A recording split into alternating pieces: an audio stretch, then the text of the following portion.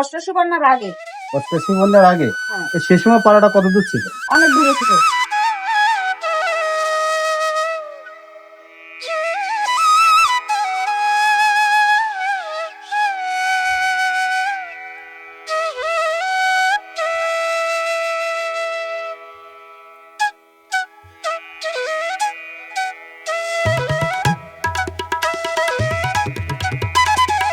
এখন কি অবস্থা?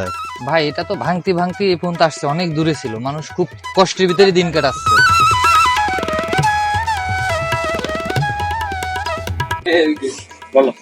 আমন্ত্রণ সকলকে, আশা করি সবাই ভালো আছেন।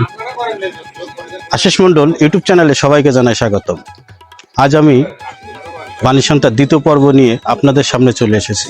ভোরের আলো ফুটলে শুরু হয় নতুন দিনের গল্প। ছোট ছোট স্বপ্ন আর সংগ্রাম নিয়ে এগিয়ে চলে এই পাড়ার মানুষ। খুলনা জেলার দাকপ উপজেলার নদী বিধৌত প্রান্তে অবস্থিত দাকপ পানিসান্তা যৌনপল্লী। নদীর খুব কাছাকাছি গড়ে ওঠায় জনপদ।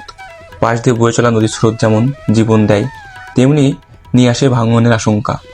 বর্ষাকালে নদী ভাঙনের প্রভাব এই এলাকায় স্পষ্ট হয়ে ওঠে। সাধারণ সাদামাটা জীবনযাপন এক টুকরো দৃশ্য, যেখানে মানুষ নিজের মতন করে দিন শুরু করে। রমজান মাসে খুলনার দাকপ উপজেলার বানিসান্তা যৌনপল্লী এলাকায় নেমে আসে নীরবতা। যৌনকর্মীদের অনেক ঘর ফাঁকা পড়ে থাকে, দোকানপাটে খদ্দের কম, চারপাশে যেন এক শূন্যতার ছাপ। দিনের বেশিরভাগ সময় পথঘাট শান্ত ও নির্জন থাকে। রমজানের এই সময়টুকু এলাকার চেনা রূপ বদলে গিয়ে এক নীরব সংযত ফাঁকা চিত্র ফুটে ওঠে।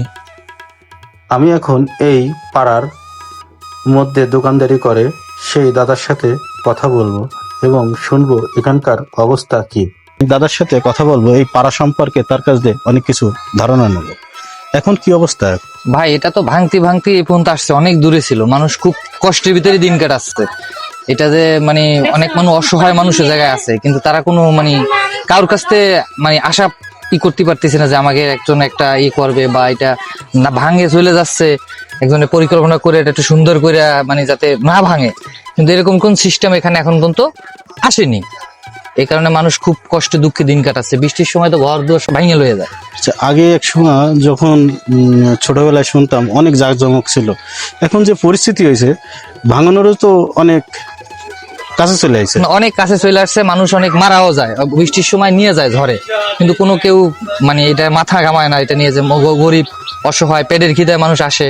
হ্যাঁ, অনেক নারীরা আসে অনেক দূর থেকে, নিশ্চয়ই তারা কষ্ট পাইয়েই আসে এই পথে বা এই জায়গায় থাকে। তার প্রতি কেউ কোনো মানে মাথা ঘামাচ্ছে না বা কেউ কোনো হেল্প করতেছে না, খুব কষ্টে দিন যাচ্ছে। তাই আগের মতন কি জাঁকজমক আছে? মোটামুটি আছে, যে মানুষ চলে যাচ্ছে, কি করবে মানুষ চলে যাচ্ছে। হ্যাঁ, কি করবে, কিছু করবে নেই। কিন্তু দাঁড়াই তো পাশে, যে আমি অসহায় মানুষের পাশে দাঁড়াই, এই তো মানুষ, মানুষের কর্তব্য, মানুষ সবার উপরে মানুষ হতো, কিন্তু মানুষ সেভাবে কেউ আসে না, আর কেউ স্টেটমেন্ট দেয় না বা কথা বলে না। এই কারণে মানুষ আরো ডাউন। আচ্ছা, এই জায়গায় যখন একটা মানুষ মারা যায়, অনেকের কবর হয়, অনেকের ফালাই দেয়, সেরকম কোনো নাই, সিস্টেম নাই যে এখানে মাটি দেবে বা সিস্টেম করবে, এরকম কোনো সিস্টেম এখানে নাই। যদি ভালো লাগে, আপনার ভালো লাগছে বা আরেকজনের ভালো লাগছে, নিয়ে গেল, যে আমি আমার নিজের স্থানে বা একটা। আর যদি গার্জিয়ান আসে, অনেকে নিয়ে যায়, অনেকের গার্জিয়ান নাই, কি করবে? ওই যেভাবে মানুষ মানে কুকুর যেভাবে মরে ওইভাবে সিস্টেম হয়ে যায়। মানে কুকুর চেয়েও খারাপ এই জায়গায় যারা থাকতেছে, কোনো নাই। তবে নদী ভাঙনটা আস্তে আস্তে অনেক আগে তো অনেক দূর ছিল, ওই যে জাহাজ বন্ধু ছিল, তা ভাঙতে জাহাজটা যত দূর ছিল। হ্যাঁ। আমি ছোটবেলায় দেখছি ওই জাহাজটা অত দূর। এই পাড়াটা সে সময় খুব আনন্দমুখর দিন ছিল, মানে ভালোই ছিল। তখন আসলে আপনার লোকজনও তখন এই বন্দর ইসে অনেক লোকজন ঘুরতে এসে পাড়াতেও ঘুরে যেত। জি জি। এখন তো অনেক ফাঁকা হয়ে গেছে, মানুষ চলে গেছে, কি করবে? কিছু করার নাই। আপনি যদি আমার ভালো না বাসেন, আমি কিভাবে থাকবো? হেল্প লাগে, মানুষ মানুষের জন্য। এই জায়গায় সেভাবে কেউ কথাও বলেন স্টেটমেন্ট দিয়ে, আর কিছু করতেও পারতেছে না। একটা মানুষের আশ্রয় দরকার, উপরে তো একজন আছি, তারপর একজন হেল্প দরকার। মানুষ হেল্প করলেই সেই মানুষটা ভালো থাকতে পারে, কিন্তু সেরকম কোনো মানে এখানে সোর্স দেখি না আমি যে একজন দাঁড়াবে। বন্ধুরা, আপনারা দেখতে পাচ্ছেন পাড়ার কি অবস্থা। আমি যে ঘাটটার পরে দাঁড়িয়ে আছি, এটায় বাইরের থেকে যখন লোকজন আসে এই যৌনপল্লীতে, তখন ট্রলারে এইসব ঘাট করা আছে, এই ঘাটেই নামে। এই যে ট্রলারগুলো দেখা যাচ্ছে, এই ঘাটেই নামে, এনতেই উঠে এই যৌনপল্লীতে আসে।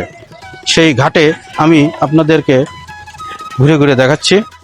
সারি সারি যে ঘাট করা আছে, এগুলো বাইরের থেকে যে মনে করেন মুখ লাগতে আসে, কেউ ট্রলার যোগে বাইরেতে আসে, সেই ঘাটগুলো এই যৌনপল্লীর ট্রলার ঘাট হিসেবে ব্যবহৃত হয়। আমি এখন আপনাদের এই ঘাটগুলো দেখাচ্ছি। এই সেই যৌনপল্লী, বাণীশান্তা যৌনপল্লী, এই সেই। বন্ধুরা, এই পাড়ায় 32টি পরিবার আছে, তাদেরও ছেলে মেয়ে আছে। আমি যে জায়গায় দাঁড়ানো আছি এই পিছনে হচ্ছে শিক্ষা কেন্দ্র। এখানে অনেক বাচ্চা পড়াশোনা করে এবং চিকিৎসা এর মধ্যে, সেই জায়গাটায় আমি দাঁড়ানো পাড়ার মধ্যে।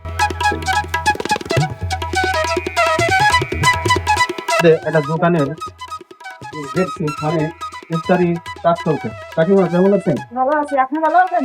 হ্যাঁ, ভালো আছি। এখন কি অবস্থা দোকানদারের? দোকানদারি কি অবস্থা? দোকানদারি ওই দিন আমি দিন খাই, মানে খুব কষ্ট দিন যাচ্ছে। কাকি একটু তাকালে দিকে কষ্টে দিন যাচ্ছে। হ্যাঁ, এখন কি খদ্দের কম নাকি দোকানে? কম বলতে সবই কম।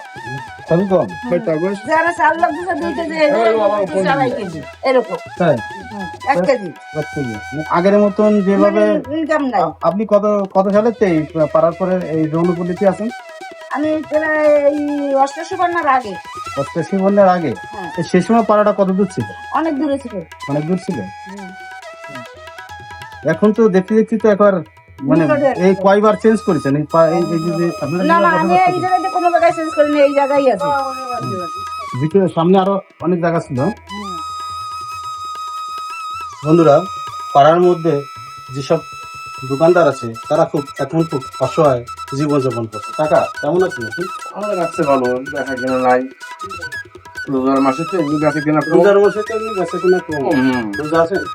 না, রোজা নাই। মনে করেন যে রোজা রাখতে পারি না। আমি গরিব মানুষ, বুঝলেন না? এর পরে সংসার চলে। এই দোকানের পরেই তো আপনার সংসার চলে। জি। 8-10টা মানুষ খাওয়াইয়ে। বাণীশান্তা যৌনপল্লীর নদীর ঘাটে ভোরের আলো ফুটতেই কিছু নারী নেমেছে পানিতে। জীবিকার কঠিন বাস্তবতার মাঝেও তারা আজ একটু ভিন্ন কাজে, মাছ ধরার চেষ্টায় ব্যস্ত। নদীর ঢেউ, কাদামাটির গন্ধ আর তাদের হাসির কথা তৈরি করেছে এক ভিন্ন রূপ। সংগ্রামের জীবনের মাঝেও এক ছোট্ট ছোট্ট মুহূর্ত যেন এনে দেয় স্বস্তির। জীবনের নানান সংগ্রামের মাঝেও তাদের মুখে পরিশ্রমের দৃঢ়তা আর আশার ঝিলিক। বাণীশান্তা যৌনপল্লীতে ঢোকার প্রধান রাস্তা নদীর ঢেউ ও ভাঙনের কারণে অনেকটাই ভেঙে গেছে। এই জনপদটি আজ নদী ভাঙনের আতঙ্কে দিন কাটাচ্ছে। একসময় যেখানে ছিল কোলাহল আর জীবিকার ব্যস্ততা, আজ সেখানে ভাঙা ঘর, সরে যাওয়া মাটি আর অনিশ্চয়তার দীর্ঘশ্বাস। নদীর প্রতিটি ঢেউ যেন কেড়ে নিচ্ছে একটু একটু করে বসতি, স্মৃতি আর নিরাপত্তা। বাণীশান্তা যৌনপল্লী, এই পথটি একসময় ছিল মাটির রাস্তা। এখন মানুষের চলাচলের জন্য সেখানে বাঁশ দিয়ে অস্থায়ী চার তৈরি করা হয়েছে। সেই চার ধরে প্রতিদিন এলাকাবাসী ও পথচারী জীবনের প্রয়োজনে চলাচল করছেন। নদীর ঢেউয়ের সাথে লড়াই করে চলছে এখানকার মানুষের প্রতিদিনের পথ চলা। বর্ষাকালে নদীর স্রোত বাড়লে ভাঙন আরও তীব্র হয়। নদী ভাঙন শুধু মাটি নয়, মানুষের জীবন বাস্তবতাও বদলে দেয়। তবুও সংগ্রাম থেমে থাকে না। মানুষ আশায় বুক বাঁধে, নতুন করে ঘর তোলে, আবার দাঁড়ানোর স্বপ্ন দেখে। আকাশের উঁচু থেকে ড্রোন ক্যামেরায় যখন ধরা পড়ে বাণীশান্তার পুরো দৃশ্য, তখন বোঝা যায় এই ছোট্ট জনপদের ভিতরে লুকিয়ে আছে অনেক মানুষের জীবন, সংগ্রাম আর বাস্তব গল্প। নদীর ঢেউ, সরু রাস্তা আর ছোট ছোট ঘরের মাঝে প্রতিদিন গড়ে ওঠে নতুন দিনের নতুন লড়াই। বাণীশান্তা শুধু একটি জায়গা নয়, এটা অনেক মানুষের বেঁচে থাকার গল্প, সময়ের সাথে টিকে থাকা গল্প। দূর থেকে দেখলে হয়তো ছোট্ট মনে হয়, কিন্তু এর ভিতরে রয়েছে অসংখ্য অজানা কাহিনী। এই এলাকার মানুষের জীবন সহজ নয়, তবুও হাসি, কষ্ট আর বাস্তবতার মধ্যে দিয়ে তারা দিন পার করে। ড্রোন ক্যামেরার চোখে যখন পুরো এলাকাটি ধরা পড়ে, তখন স্পষ্ট বোঝা যায় এটা শুধু একটি জায়গা নয়, বরং অনেক মানুষের জীবন, সংগ্রাম আর বাস্তবতার প্রতিচ্ছবি। এই ছিল ড্রোন ক্যামেরায় ধরা পড়া বাণীসান্তার কিছু বাস্তব দৃশ্য। ভিডিওটি যদি ভালো লাগে অবশ্যই লাইক, কমেন্ট ও শেয়ার করবেন।